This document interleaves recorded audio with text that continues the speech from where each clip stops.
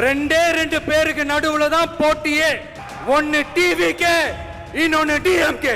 நீங்கள் உங்கள் வாக்கு வங்கியை நிரூபிங்கள், அதற்கு பிறகு 2 பேருக்கு தான் இங்க போட்டி என்ற டயலாகே நீங்க பேசணும் தம்பி. இல்லைன்னா மக்கள் உங்களை ஏத்துக்க மாட்டாங்க.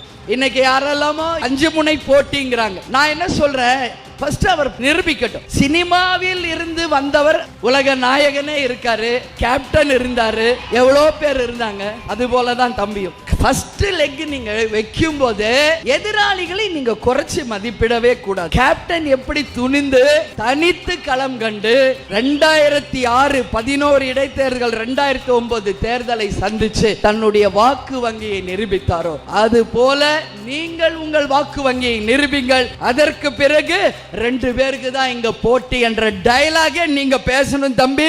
இல்லைன்னா மக்கள் உங்களை ஏத்துக்க மாட்டாங்க. 75 வருஷ கட்சி, நீங்க இப்பதான் லாலிபாப் சாப்பிடுற first step Bobby. You are not a hero, you are a little boy for the politics. அரசியல் ஒண்ணு இங்க சாதாரண இல்ல. அரசியல் வேறு, சினிமா வேறு. அது ஒரு தொழில், இது சேவை. இது மக்களை அன்றாடம் நாம் நேசிக்க வேண்டும். களத்திலே இறங்கி மக்களுக்காக போராட வேண்டும். எங்கேயோ ஒரு இடத்துல உட்கார்ந்துகிட்டு சும்மா கை காட்டுறது கிடையாது அரசியல். களத்தில் இறங்கி மக்களோட மக்களாக இருந்த தலைவர்கள் தான் அரசியலில் வென்றிருக்கிறார்கள்.